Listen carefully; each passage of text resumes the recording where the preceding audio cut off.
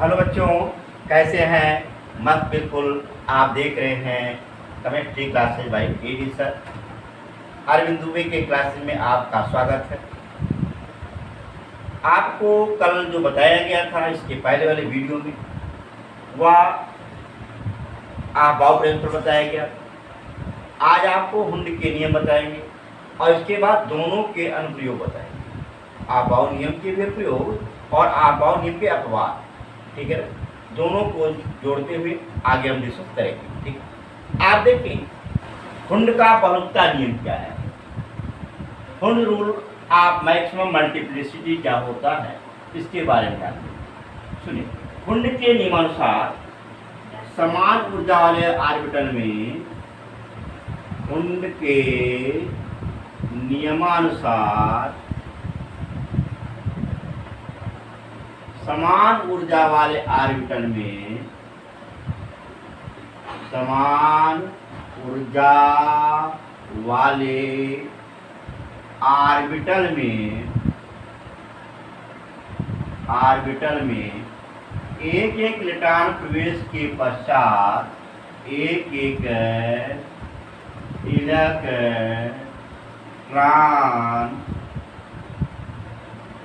प्रवेश के पश्चात रिक्त कक्षक के अनुपस्थिति में युग्मन प्रारंभ होता है। रिक्त कक्षक के उपस्थिति में युग्मन प्रारंभ होता है। युग्मन क्या होता है? प्रारंभ होता है।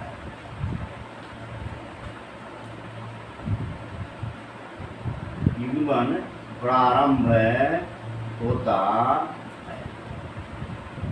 आया एकदम। अब एक चीज ध्यान देंगे, जैसे यस कक्षक में दूसरे इलेक्ट्रॉन से यस कक्षक में क्या है? दूसरे इलेक्ट्रॉन से पी कक्षक में चौथे इलेक्ट्रॉन से डी कक्षक में छठे इलेक्ट्रॉन से डी कक्षक में आपके क्या है? छठे इलेक्ट्रॉन से और यफ कक्षक में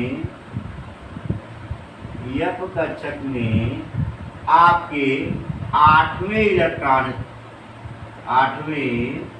इलेक्ट्रॉन से युग्मन प्रारंभ होता है। यही आपका क्या होता है? Hund rule of maximum multiplicity अर्थात हुंड का बहुलकता नियम होता है। बात क्लियर एकदम है। अब इसमें एक चीज ध्यान देंगे, मैंने क्या बोला? समान ऊर्जा वाले कक्षक की बात किया। जैसे एक ही ऑर्बिटल के एक ही कोश के जो भी ऑर्बिटल होंगे उनकी ऊर्जाएं समान ही होती। जैसे आपको मालूम है यस उपकोश में कितने कक्षक होते? एक कक्षक होते। पी उपकोश में कितने कक्षक होते हैं? पी उपकोश में कै कक्षक होते हैं? 3 कक्षक होते हैं।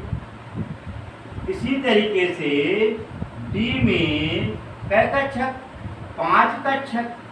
और यफ में कितने होते हैं?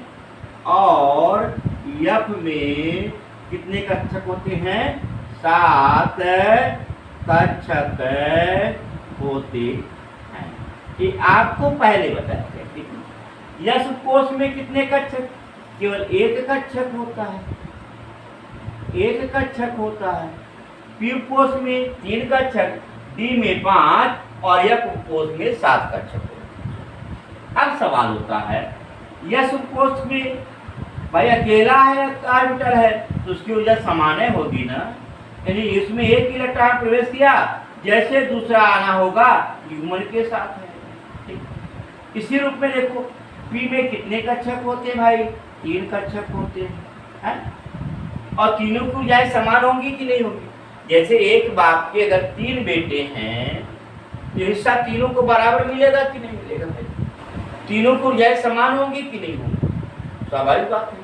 एक कोष के जितने कक्षक होंगे, आप ही के पास 10 लड़के हों, 10 को हिस्सा बराबर मिलेगा, 2 लड़के हों हिस्सा बराबर मिलेगा, एक ही लड़का है तो सब कुछ उसका ही है, उसकी बतिए छोड़। तो समान ऊर्जा क्यों बोला गया कि जैसे किसी भी उपकोष के जितने कक्षक, किसी भी व्यक्ति के जितने लड़के, ठीक है ना, उनको हिस्सा बराबर मिलेगा क्योंकि उनकी ऊर्जाएं समान होंगी। तो समान ऊर्जा वाले कक्षक में एक एक इलेक्ट्रॉन के प्रवेश के पश्चात ही प्रारंभ होता है। जैसे देखो अगर आपके पास किसी के पास 3 बच्चों का टारगेट बनाया हो कि हम एक काम करेंगे 3 बच्चे पैदा करेंगे, है ना, तो पैदा करने के बाद पढ़ा लिखा करके तब तो जोड़ा बनाएंगे कि जैसे पैदा हो वैसे ढोल बजाते चल देंगे, चल बाबू बनाते चलते हैं, ऐसा तो नहीं करेंगे। तीनों को पहले क्या करेंगे, मेच्योर करेंगे, तीनों को टारगेट बनाएंगे, टारगेट पूरा करेंगे, टारगेट पूरा करने के बाद एक एक से युग्मन प्रारंभ करेंगे, इससे फिर इससे फिर इससे, है ना। आप देखो यहाँ भी वही हाल हुआ, पी कक्षक में जैसे इलेक्ट्रॉन प्रवेश करेगा पहले इसमें आएगा, फिर इसमें आएगा, फिर इसमें आएगा, दोबारा क्या आएगा। डी में आपके कितने कक्षक होते हैं, 5 कक्षक होते हैं भाई। देखो डी में 5 कक्षक होते हैं, 1 2 3 और 5।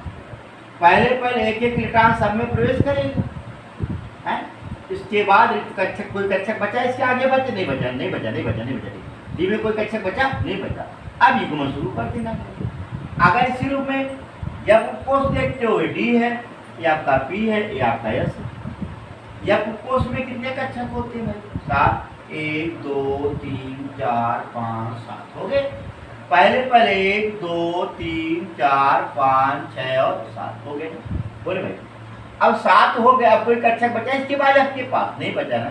अब अगर इलेक्ट्रॉन आएगा तो युग्मन प्रारंभ हो जाएगा। समझ में आया, कन्फर्म हुआ, क्लियर हुआ। देखो एकदम कन्फर्म हुआ। यस में क्या, यस उपकोष में क्या कक्षक, 1, पी में 3, डी में 5, एफ में 7, क्लियर। अब देखोगे इसमें यह ध्यान देंगे भाई, मैंने क्या बताया, इसको बताते हैं हुंड के नियम के आधार पर, यानी किसी भी परमाणु का इलेक्ट्रॉनिक विन्यास छोटे कक्षक में कीजिए। जैसे देखो अगर मैं नाइट्रोजन का करता हूँ परमाणु क्रमांक 7 होता है, 1s2 2s2 2s2 और 2p3, ठीक है ना। यहाँ पर देखो 1s है, फिर क्या है 2s में 1 कक्षक होता है, p में कितने कक्षक हो, 3 कक्षक होते हैं, ये हो गया। s में 2 इलेक्ट्रॉन, इसमें भी 2 इलेक्ट्रॉन, p में 3 इलेक्ट्रॉन, 1 2 और 3, इनकी ऊर्जाएं क्या है, समान है ना। ये आपका सही होगा। अगर आप इसको ला करके ऐसा कर दो कि जब जोड़ा लेके आओ तो भगवान भी जोड़ा साथ पैदा नहीं करते हैं, इकट्ठे दोनों नहीं आते हैं, है ना, वो बाद में बनता है। तो यहाँ भी कैसे बनेंगे जब भगवान ही नहीं बनाते, भगवान माने हम हैं। आप देखो बात कन्फर्म हो। अगर ये ऑक्सीजन को दिखाने को कह दे, ऑक्सीजन 8 होगा, आपको मालूम 1s2 2s2 2p4। आप देखोगे 1 में क्या है, यस हो गया, 1s में 2 इलेक्ट्रॉन, फिर 2s आता है, इसमें भी 2 इलेक्ट्रॉन। p में कितने ऑर्बिटल होते हैं, बोले भाई 3 ऑर्बिटल होंगे। कई इलेक्ट्रॉन, 1 2 3 और 4, चौथे सिग्नल प्रारंभ हो गया। बात समझ आया। ये आपका क्या है, हुंड का बहुलकता नियम है। ये क्या है, हुंड का बहुलकता नियम है, Hund rules of maximum multiplicity. इस तरीके से आप इसे कन्फर्म हुआ, एकदम आया। छोटे खाने में दिखाने को दिखा देना। अगर तुम कहीं ऐसा करते हो, ऐसा देखो, अगर डबल डबल चलना चालू किए कि क्या होगा, गलत। क्योंकि समान ऊर्जा वाले में मैंने बताया पहले पर एक एक इलेक्ट्रॉन प्रवेश करेंगे, इसके बाद युग्मन प्रारंभ होगा। क्योंकि देखो मैंने आपसे पहले बताया था हम क्या हैं, भगवान तो ही है, हम भगवान है, बताया था मैंने। हम भगवान किससे बने, परमाणु से बने। तो हम भी क्या है, परमाणु है। परमाणु के 3 कण होते हैं, इलेक्ट्रॉन प्रोटॉन न्यूट्रॉन। हमारे भी 3 कण होते हैं, स्त्री पुरुष और नपुंसक। आया, पता है, इसमें डिस्कस किया हुआ है। हम भगवान उसको देखिएगा, है ना। तो हम जब हमारे यहाँ यही चीज होता है कि जैसे पैदा हुआ तुरंत क्या नाम है, बाजा बजाने नहीं चल जाते हैं कि पेड़ बनाने, तो भला यहाँ कहाँ होगा, ये भी तो परमाणु, हम ही तो है, हमें से बना हुआ है। आप इस चीज को ध्यान दिए रखेंगे कन्फर्म कि समान ऊर्जा वाले ऑर्बिटल में एक एक इलेक्ट्रॉन प्रवेश के पश्चात रिक्त कक्षक की उपस्थिति में युग्मन प्रारंभ होगा। जब कोई कक्षक नहीं मिलेगा, इसके बाद अब युग्मन प्रारंभ होगा, जोड़ा बनना चालू होगा। बात कन्फर्म एकदम आया, क्लियर हुआ, कोई दिक्कत कोई देखिए। अब आइए मिटा दे। अब इसके उपयोग देखिए, यूज देख लो, हुंड रूल के यूज देखो, उपयोग क्या है ना। हुंड रूल्स का यूज देखो भाई, उपयोग क्या है, यूजेज इसका क्या है, आप एक देखेंगे, उपयोग में देखें क्या है। पहला चीज अस्थायित्व ज्ञात करने में, क्या बोला मैंने, ऑर्बिटलों की अस्थायित्व ज्ञात करने में। कौन से ऑर्बिटल अस्थायी होते हैं, कौन से ऑर्बिटल अस्थायी होते हैं, जिनका आधा ऑर्बिटल, जो ऑर्बिटल हाफ फिल्डर या फुल फिल्डर होता है, वे क्या होते हैं, स्टेबल होते हैं। क्या होते हैं, क्यों होते हैं, अभी मैं बताता हूँ। जैसे जानिए, जैसे नाइट्रोजन परमाणु क्रमांक 7, आपको मालूम हो 1s2 2s2 2p। p में कितने ऑर्बिटल, 3 ऑर्बिटल, तीनों में एक एक इलेक्ट्रॉन है। ऑक्सीजन साहब के पास देखो, परमाणु क्रमांक 8, 1s2 2s2 और 2p4। p में ऑर्बिटलों की संख्या कितनी है, 1 2 और 3 4। अब देखो, ये अस्थाई है और ये अस्थाई, ऐसा क्यों, ऐसा क्यों, ये तीनों के तीनों अनपेयर, और इसमें एक काम है, 2 तो अनपेयर है, एक पेयर का क्या पेयर बन गया, ठीक। जिसका पेयर बन जाता है वो 2 नाभिकों से बच जाता है। एक तो है जिससे पेड़ बना है, और दूसरा अपने परमाणु से, नाभिक से। जैसे देखो हमारे यहाँ भी होता है भाई, जिसका पेड़ बन जाता है वो 2 नाभिकों से बना हो। जैसे मान ली मेरी ही शादी होगी, मेरा पेड़ बन गया, एक तो मैं अपने माँ बाप से बना हूँ और दूसरा ससुराल वालों से बच जाऊंगा। 2 नाभिक से बचूंगा कि नहीं बचूंगा, बोले भाई एक तो अपनी माँ है ना, और दूसरी जो आने वाली माँ है, 2 लोगों से बचने के नाते हम क्या करते हैं, नाभिक के उतना नजदीक नहीं आते हैं, सेंट्रल एटम के नजदीक उतना नजदीक नहीं आते हैं जितना कि अनपेयर्ड इलेक्ट्रॉन आ जाता है। बात क्लियर। जैसे देखो, मान लो आप 2 भाई हो, क्या है, 2 भाई, एक का पेयर बन गया हो और एक का पेयर न बना हो। पिताजी के संपर्क में ज्यादा कौन रहेगा, पिताजी के पास कौन बैठेगा, कौन सोएगा, ये वाला कि ये वाला। अरे भाई, जिसका पेयर नहीं बना है वो बाप पर अधिकतम घनत्व के साथ काबिज हो जाएगा, और जिसका पेयर बन गया है वो बाप पर अधिकतम घनत्व के साथ काबिज नहीं होगा। आया। और ये क्या करेगा, इसी कारण से जिसका जो अनपेयर्ड है वो नाभिक के ज्यादा आकर्षित होगा अपेक्षा पेयर्ड वाले के। क्लियर? इस चीज को थोड़ा सा ध्यान दीजिए। अब यहाँ पर क्या होगा, ये अनपेयर्ड है, ये अस्थायी विन्यास हो गया, ये क्या अस्थायी विन्यास हो गया। क्यों अस्थायी विन्यास हो गया? इसकी ऊर्जा ज्यादा होंगी, इसकी ऊर्जा थोड़ी सी कम होगी। ये नाभिक के अधिक नजदीक होगा, ये नाभिक से थोड़ा सा दूर बन हो जाएगा, पेयर बनेगा। या तो सबका जोड़ा बना या तो किसी का जोड़ा ना बना। अगर सबका जोड़ा बना होगा वो भी नाभिक से सभी लोग बस समान दूरी पे रहेंगे, वो भी अस्थायी होगा। और या तो किसी का जोड़ा ना बना, वो भी अस्थायी होगा। अब देखो इन तीनों में अगर मैं यहीं पर नियान की बात करता हूँ, परमाणु क्रमांक 10 1s2 2s2 2p6।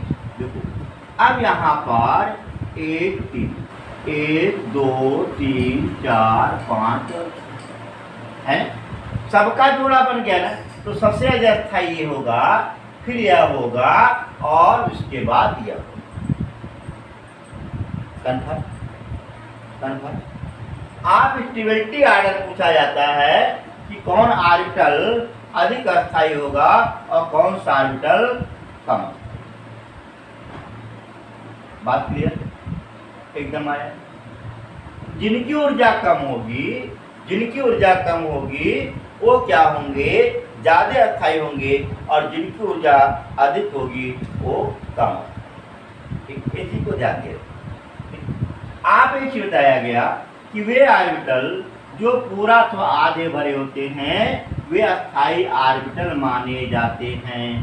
ठीक है? उनके आयनन विभव का मान सब अधिक होता है, कार्य बंधुता का मान, इस समय भिन्नताएं तमाम पाई जाएंगी। वो आगे आपको पीरियोडिक टेबल में बताएंगे। दूसरा चीज मैंने क्या बोला, अस्थायी की बात करेंगे। वे ऑर्बिटल, देखो बेटा, वे ऑर्बिटल जो पूरे या आधे भरे होते हैं अस्थायी ऑर्बिटल होते हैं। अस्थायी ऑर्बिटल कहलाते हैं। ये दिमाग में पहला चीज। दूसरा चीज क्या है? दूसरा क्या होता है? इसमें अनचुंबकी अर्थात पैरामैग्नेटिक ऊर्जा कहते हैं। क्या बोला? अनुचुंबकी और प्रचुंबकी। अनुचुंबकी क्या बोला? अनुचुंबकीय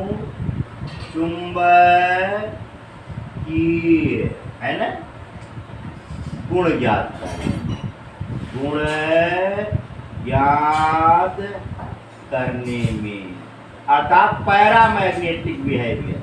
क्या है? पैरामैग्नेटिक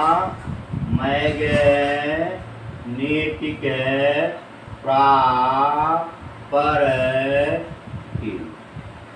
पैरामैग्नेटिक प्रॉपर्टी में क्या होता है? जिसका जोड़ा नहीं बना, जिसका जोड़ा नहीं बना वह चुंबक को अपनी तरफ आकर्षित करेगा, और जिसका जोड़ा बन गया है वो क्या करेगा? प्रतिकर्षित करेगा। अरे भाई, जिसका जोड़ा नहीं बना है अपने विपरीत वाले गुणों को आकर्षित नहीं करेगा, और जिसका जोड़ा बन गया है अपने से विपरीत गुण वालों को अपने के विपरीत गुण वालों को प्रतिकर्षित करेगा। क्यों करेगा? अरे पहले से तो विराजमान है। बोलो भाई, आप देखो तो एक चीज देखोगे, पैरामैग्नेटिक बिहेवियर क्या करने। जैसे देखो यहाँ पर Cu पर डबल पॉजिटिव और Cu पर सिंगल पॉजिटिव, कौन पैरामैग्नेटिक होगा, कौन डाईमैग्नेटिक होगा, कौन अनुचुंबकीय होगा, कौन प्रचुंबकीय होगा। कॉपर का इलेक्ट्रॉनिक कन्फिग्रेशन मालूम है 29 होता है, 1s2 2s2 2p6 3s2 3p6 है, 4s1 3d10। आप देखो, अब बताओ इसमें से 2 इलेक्ट्रॉन निकालना है, डी से निकलेगा कि एस से निकलेगा। अरे पहले इलेक्ट्रॉन आउटर सेल से निकालोगे, इनर से निकालोगे, पहले जेब से निकालोगे पैसा ना, तब अंदर वाले में हाथ डालोगे, इसके बाद फिर बैंक जाओगे, वही रूल होता। तो पहला देखो यहाँ पर पहला, दूसरा, तीसरा, चौथा, चौथा कोष यही है ना। पहले इलेक्ट्रॉन कहाँ से निकलेगा? यस से निकलेगा, यानी एक इलेक्ट्रॉन इससे निकला, निकला क्या? दो ना, एक इलेक्ट्रॉन इससे निकल गया, यानी इसका जो इलेक्ट्रॉनिक विन्यास करोगे, इसका इलेक्ट्रॉनिक विन्यास 4s0 और 3d क्या हो गया? 9 हो गया, 3d। यहाँ इसका जब करोगे क्या हो जाएगा? सब कुछ वही जाएगा, एक इलेक्ट्रॉन निकल जाएगा, 4s1 और 3d। देखो देखो अब यहाँ पर अगले वाले में देखो भाई, पहले वाले में इसमें आओ, 1 2 3 5, 1 2 3 4 5 6 7 8 और 9। अब यहाँ पर देखेंगे, यहाँ पर एक इलेक्ट्रॉन है कि नहीं? ये क्या होगा? ये आपका पैरामैग्नेटिक या अनचुंबकीय हो जाएगा। परंतु यहाँ पर देखो, इस वाले में देखो, इसमें देखो, इसमें क्या है? 1 2 3 5, 1 2 3 4 5 6 7 8 9 10। देखो सबका जोड़ा बना है, अब इनका जोड़ा बनेगा। अरे भाई विवाह हो चुका है, फिर तुम्हारा विवाह होगा? बोले बोले, एक बार जोड़ा बन गया, क्या दोबारा जोड़ा उसके रहते बन पाएगा? मार होगा, मार है ना। जो भी लत्ती मुक्की जितना होगा सब संभव हो जाएगा अगर आप दोबारा जोड़ा बनाने का प्रयत्न किए तो, है ना। आपको बताया जाएगा अपवर्जनीय में ऐसा क्यों होता है। तो एक चीज ध्यान देंगे, मैंने क्या बोला यहाँ पर कि जिसमें आयुग्मित इलेक्ट्रॉन होंगे वो क्या होगा? अनचुंबकीय होगा। आयुग्मित अनचुंबकीय, आयुग्मित अनचुंबकीय, है ना, कितना पर आयुग्मित अनचुंबकीय। आप ज्ञात कर लोगे ना कौन आयुग्मित, कौन अनचुंबकीय होंगे और कौन प्रचुंबकीय होंगे। दूसरा गुण क्या है, एक यही पर बताते थे। दूसरा क्या है कि अनपेयर्ड इलेक्ट्रॉन ज्ञात करने में, अयुग्मित इलेक्ट्रॉन की संख्या ज्ञात करने में। अयुग्मित इलेक्ट्रॉन की संख्या क्या करने में? ज्ञात करने में, यानी अनपेयर्ड इलेक्ट्रॉन निकालने में। क्या बोला मैंने? अनपेयर्ड इलेक्ट्रॉन ज्ञात करने। अनपेयर्ड इलेक्ट्रॉन कैसे ज्ञात करोगे भाई? जिसका जोड़ा नहीं बना है तो अनपेयर्ड है। ये है, देखो इसमें क्या अनपेयर्ड इलेक्ट्रॉन है? एक है। इसमें अनपेयर्ड इलेक्ट्रॉन की संख्या कुछ भी नहीं। अगर क्वेश्चन दिया जाता है, सुनो सुनो, मिटा दे। अगर क्वेश्चन दिया गया Ni पर डबल पॉजिटिव में आयुग्मित इलेक्ट्रॉन की संख्या ज्ञात करो, सुनो जरा। Ni पर डबल पॉजिटिव में क्या कहा? आयुग्मित इलेक्ट्रॉन की संख्या, अनपेयर्ड इलेक्ट्रॉन की संख्या। कैसे ज्ञात करोगे? कैसे ज्ञात करोगे? अयुग्मित इलेक्ट्रॉन की संख्या है ना, अयुग्मित इलेक्ट्रॉन की संख्या, नंबर ऑफ अनपेयर्ड इलेक्ट्रॉन। कैसे निकालोगे? निकिल का परमाणु क्रमांक तो 28 से मालूम है आपको। आप इलेक्ट्रॉनिक कन्फिगरेशन करोगे 1s2, 2s2, 2p6, 3s2, 3p6, 4s2, 3d8 हो गया। अब देखो कई इलेक्ट्रॉन निकाल रहा है। अच्छा यहाँ से निकालेगा कि यहाँ से निकालेगा? आउटर सेल कौन है? यही तो है, चौथा है ना। देखो पहला, दूसरा, तीसरा, चौथा, है ना। बाहर से निकालोगे ना। अरे भाई पैसा अगर आपसे कोई मांगे तो पहले हाथ निकाल के अपने जेब में डाल करके दोगे कि तुरंत चले जाओ बैंक में, है ना। पहले अपना जेब चेक करोगे, पहले बाहर वाले से निकालोगे, इसके बाद जब बाहर न बचेगा तब अंदर जाओगे। ये तो रूल है हमारा, है। यहाँ भी पहले कहाँ से निकलेगा? फोर से निकलेगा। भले अंदर बुरे सो अलग चीज है, लेकिन कुछ पहले पैसा जेब में बधा लोगे, जब एक्स्ट्रा आने लगा तो बैंक में डालने लगोगे। वही चीज यहाँ भी देखो। निकल क्या करोगे? प्लस तो है ना, इलेक्ट्रॉनिक विन्यास जब करोगे आपका यही 1s2, 2s2, 2p6, 3s2, 3p6 and 4s और 3d8। अब देखो यहाँ पर 1 2 3 5 हो गया, 5 5 5, 1 2 3 4 5। कई इलेक्ट्रॉन 1 2 3 4 5 6 7 8। देखिए कितने इलेक्ट्रॉन है भैया मेरे? 2 ना। आप देखो अनपेयर्ड इलेक्ट्रॉन पूछा गया, क्या है? अनपेयर्ड इलेक्ट्रॉन इक्वल टू कितने? 2 के आया।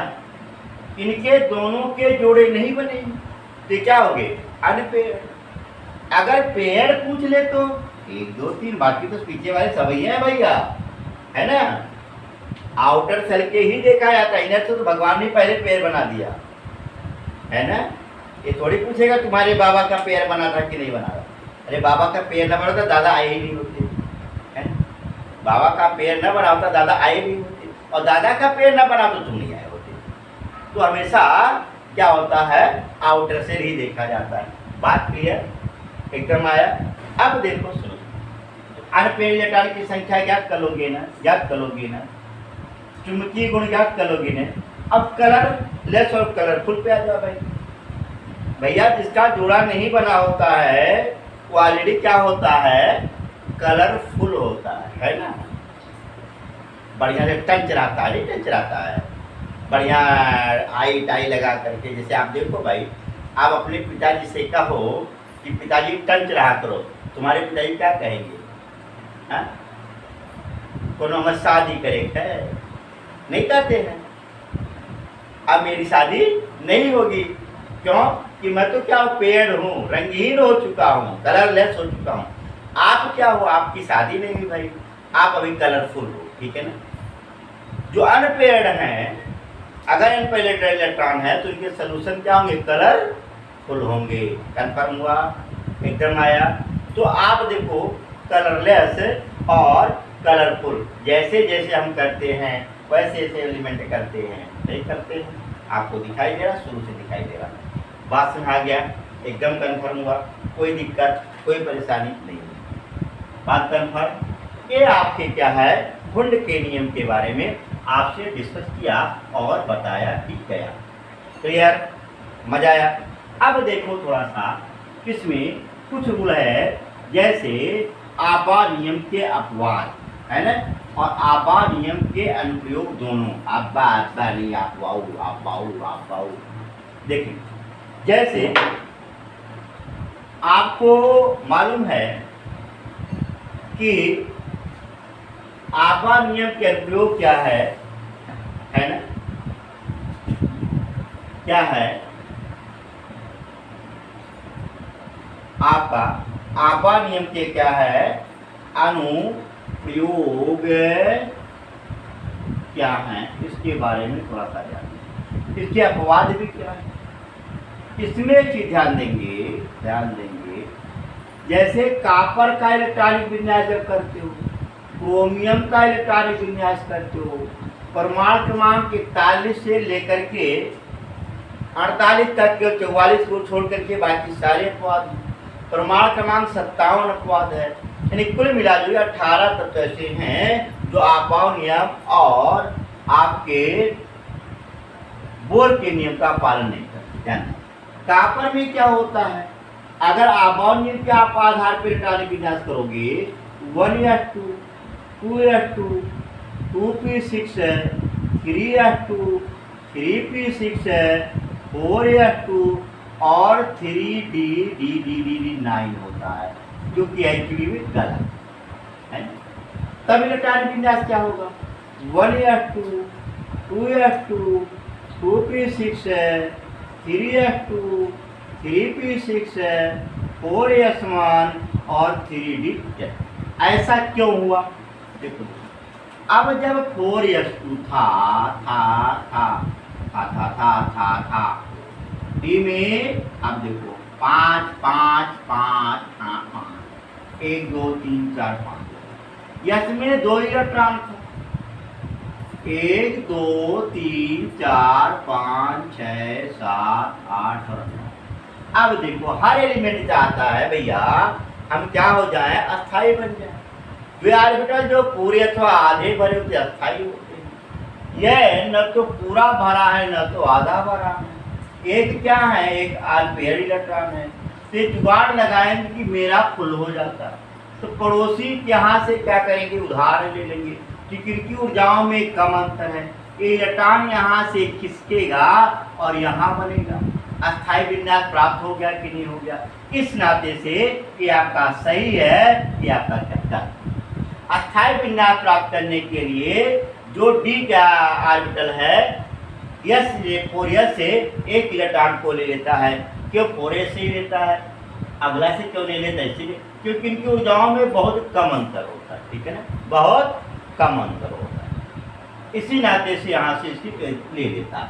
इसी तरीके से आप देखोगे, अगर क्रोमियम की बात करता हूँ 24, आपाव नियम के आधार पर करो 1s2, 2s2, 2p6, 3s2, 3p6, 4s2 और 3d4 होता है। ये एक्चुअली में गलत, ये क्या है? गलत। सही इलेक्ट्रॉनिक विन्यास क्या है? 1s2, 2s2, 2p6, 3s2, 3p6, 4s1 और 3d5। ऐसा क्यों? देखो फिर वही काम हुआ। 4s में 2 इलेक्ट्रॉन थे, डी में कितने थे? 1 2 3 5, 1 2 3 4, ये 4 इलेक्ट्रॉन थे। ये न तो आधा भरा है बेचारा, न तो फुल भरा है। ये अस्थाई विन्यास प्राप्त करने के लिए अपने पड़ोसी से इलेक्ट्रॉन मांग लेगा का भैया तुम आधा रहा हम आधा रहे, दोनों के दोनों का रहे, आधा बन करके अस्थाई बने। तुम भी रणुआ रहो, मैं भी रणुआ रहूँ, रणुआ पूरा एकदम गांव रणुआ रहे और रणुओं का एक सरदार बन जाएगा और रणुओं का समूह बन जाएगा, तो क्या पूरा का पूरा गांव अस्थाई बन जाएगा। यहाँ पर भी वही होता है। तो ये सारे के सारे क्या अनपेड़ हो गए ना, अनपेड़ हो गए ना। आया? क्लियर हुआ? बात समझ आया? इसी नाते से क्रोमियम के अपवाद है। सुन लेना, नियम बता दो। यदि यस में 2 और डी में 9 या 4 इलेक्ट्रॉन होंगे कहीं, तो फौरन यस का इलेक्ट्रॉन उछेड़ देना उठा करके डी में, यस में 1 रह जाएगा और डी को चाहे 5 हो जाए चाहे 10 10 हो जाए उसे पूरा कर लेना, अस्थाई विन्यास प्राप्त करना। एक याद दिमाग में रखिए। इसलिए सिल्वर का और क्या नाम है सोने का दोनों का होगा, ठीक है। आप इस चीज को ध्यान दिए समझ आगे एकदम क्लियर हुआ। अब देखो इसके आधार पर हम आपाव नियम के आधार पर हम क्या कर सकते हैं, आवर्त सारणी की स्थिति की विवेचना कर लेते हैं। कैसे करते हैं सुन लेना, ध्यान देना। जैसे मान लो कि आपसे इलेक्ट्रॉनिक विन्यास दे दिया गया N2, Np6, Np5 और पूछ लेता किस वर्ग का तत्व है, तो बाह्य कोश एक ही बाह्य कोश पूर्ण है ना, तो जो एक बाह्य कोश पूर्ण है तो पूर्ण बाह्य कोश के इलेक्ट्रॉनों की संख्या को जोड़ देना। 2 धन 5 बराबर क्या होगा? 7वें वर्ग का तत्व हो जाएगा। इसी रूप में अगर देखो Nf2, Np2 और वर्ग पूछ ले कितना हो जाएगा? 2 धन 2 बराबर क्या हो जाएगा? 4। ये तो आवर्त बता देगा, नहीं वर्ग की संख्या में ध्यान देना पड़ेगा। अगर मान लो ऐसा क्वेश्चन दिया जाए, देखो Nf2, N-1, D10, Np3। अब देखो D10 भरा है कि नहीं भरा है? ये अंदर का कोश है ना, हमें बाहर का कोश देखना है।